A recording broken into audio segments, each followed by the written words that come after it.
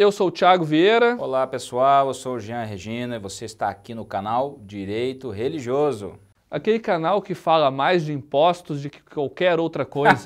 Não, desculpa, é o canal que fala sobre a interação do mundo da igreja, do mundo da religião, com o mundo do direito. Mas eu vou te dizer, né, que falar de imposto é uma boa integração entre as duas esferas, né? É, exatamente, pessoal.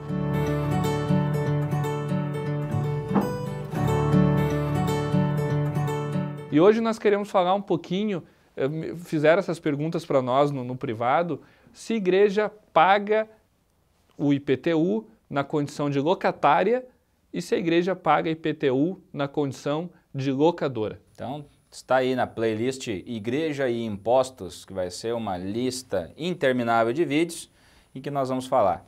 Para você que já acabou de chegar no canal, inscreva-se, dê o seu like, curta e ative o sininho de notificações para que você possa sempre receber o nosso material assim que ele sai do forno.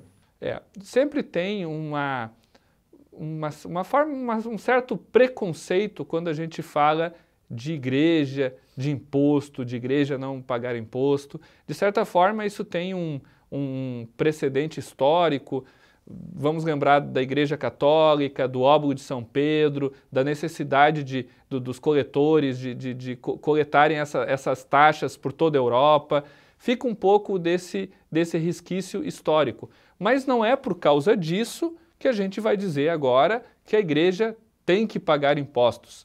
A mecânica aqui é diferente. Lá no passado, a igreja, de certa forma, cobrava impostos, né?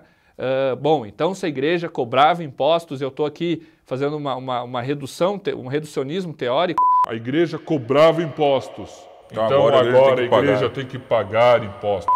Não é assim que a vida funciona, não é mesmo, Exatamente.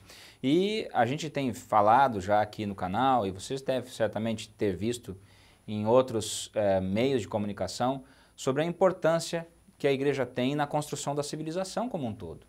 Né? Em todos os serviços religiosos, todos os cultos, como a Constituição chama de templos de qualquer culto, como ela trata de maneira importante essa busca, esse direito humano fundamental que é de responder às suas questões espirituais mais fortes.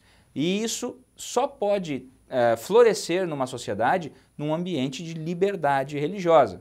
E como é que nós vamos ter a garantia de que este povo, de que uma nação exerça livremente a expressão da fé de acordo com a tradição, com a teologia, com o sistema de crenças que melhor lhe aprover, né? Somente com a garantia de que o Estado não vai colocar a sua mão pesada sobre o exercício da fé nas suas várias esferas, tanto na privada, na vida humana, nas nossas relações familiares e na nossa maneira de nos portarmos, quanto também na pública, ou seja, na organização da fé em torno de organizações religiosas, que também são instituições importantes da sociedade. Isso vai desde as questões mais complexas, mas também aquelas mais, que nós chamamos no direito de comezinhas, ou, traduzindo, questões mais cotidianas, mais corriqueiras do dia a dia. E uma é a igreja, quando ela está no seu templo, no seu prédio, no seu edifício, e os fiéis ali então se reúnem para cultuar o seu Deus. E uma coisa importante, né, Tiago? É um fenômeno moderno, por assim dizer. Até poucos décadas atrás, era muito comum que uma igreja se estabelecia, a primeira coisa que ela ia fazer o quê? Construir o seu templo. Determinadas denominações ainda hoje vivem nessa mentalidade. Ou seja, organizaram a igreja, próximo passo, construir o local de adoração, construir o seu templo.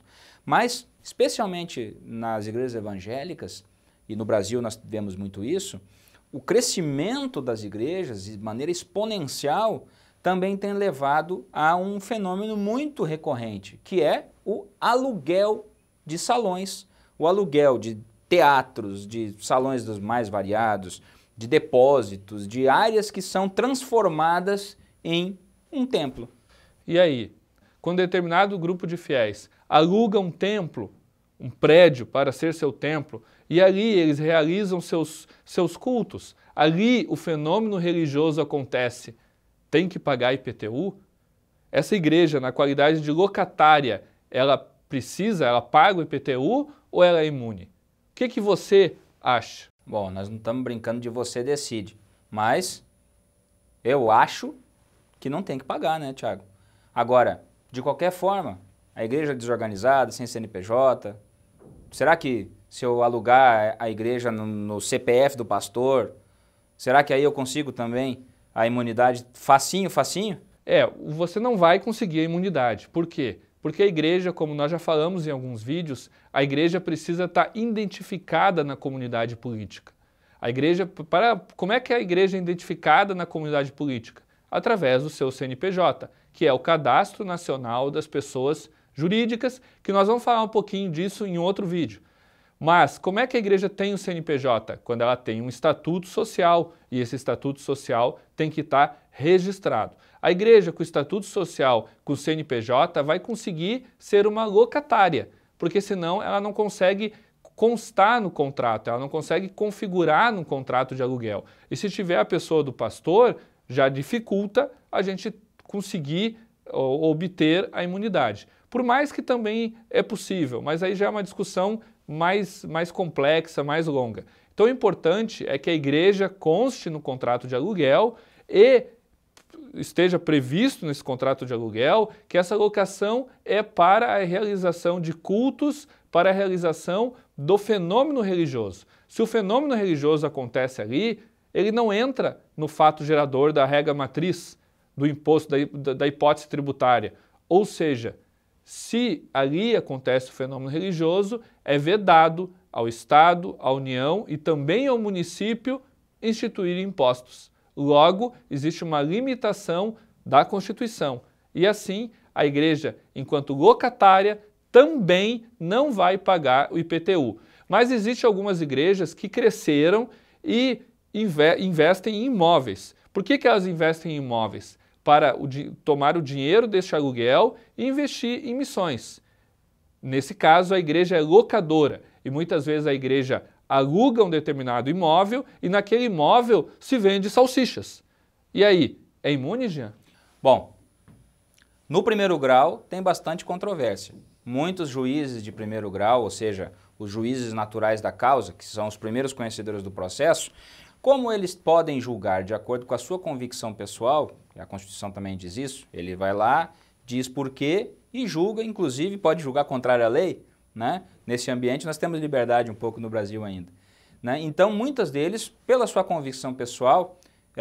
muitas vezes por não entender o que é a igreja. Sim, muitas vezes por não entender exatamente a função da igreja, tratarem a igreja como uma associação civil, nós já temos falado disso também, acabam não dando o reconhecimento da imunidade tributária para o locador, quando a igreja é proprietária de imóveis que são colocados para aluguel. Porém, nos tribunais superiores, esse assunto já é sumulado também. Ou seja, se a sua igreja enfrenta esses tipos de dilema como locadora ou como locatária, você tem sim a possibilidade de ingressar em juízo e buscar tanto a declaração da imunidade tributária como inclusive a repetição, ou seja, a devolução dos valores que foram indevidamente pagos pelo IPTU. E por que no caso da locadora? Por um argumento muito simples. Porque o que está imunizado, o que é alcançado pelos raios imunizantes no fenômeno tributário religioso é a destinação do patrimônio. Ou seja, o aluguel de um imóvel é um meio e não um fim da igreja.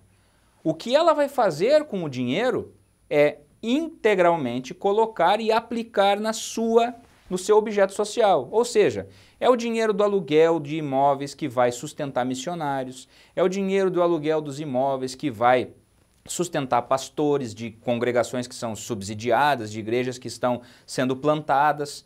É o dinheiro desses imóveis que vai, inclusive, fazer parte de toda a administração eclesiástica para que as igrejas possam continuar exercitando o seu fim. Ou seja, é nesta perspectiva que se tem que olhar as atividades meio, como o fato de uma igreja, por exemplo, ter imóveis, que é uma forma de assegurar capital. Né?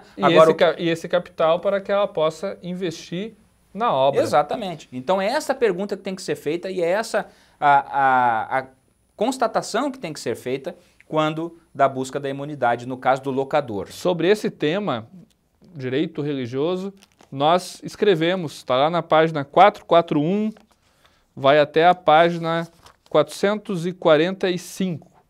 Então nós escrevemos aí, na segunda edição, 4, 5 páginas falando exatamente sobre esse tema. Aqui tem jurisprudência, tem súmula, demonstrando que a igreja não paga IPTU quando ela é locatária e quando ela é locadora também. No caso da locatária, só tem que lembrar de novo, né? A lei do inquilinato, ela coloca como o proprietário do imóvel como sendo sujeito passivo tributário. E ele diz que se o contrato de aluguel não dispuser de maneira diversa, ou seja, não passar para o locatário, é o locador que paga. Você já viu cabeça de bacalhau? Eu nunca vi cabeça de bacalhau. Eu também nunca vi isso aí que eu assim falei. como eu nunca vi um contrato de aluguel não passar para o locatário o pagamento de IPTU. Pois é, mas tem que falar. Se você vê, você me avisa, é cabeça de bacalhau também. Tá bom, gente?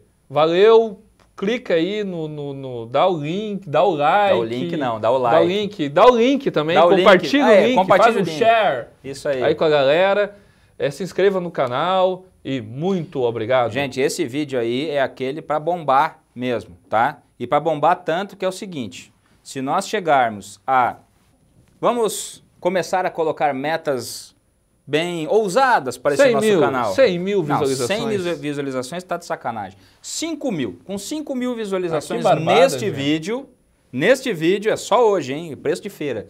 Só hoje, com 5 mil visualizações chegando nesse vídeo, faremos um sorteio do nosso livro aqui. Segunda edição, hein? Tá com Frank Ferreira aí no prefácio, tem umas 50 páginas a mais. É isso aí. Então assim, vamos fazer assim, ó, 5 mil visualizações, atingindo isso, a gente vai comunicar aqui quais vão ser as regras do sorteio que vão acontecer ou no perfil do Thiago ou no meu lá do Instagram. Beleza? A qualquer momento. Gente, dá o seu like, compartilha e ó, 5 mil visualizações. Tá ok? Vamos poder levar o seu para casa.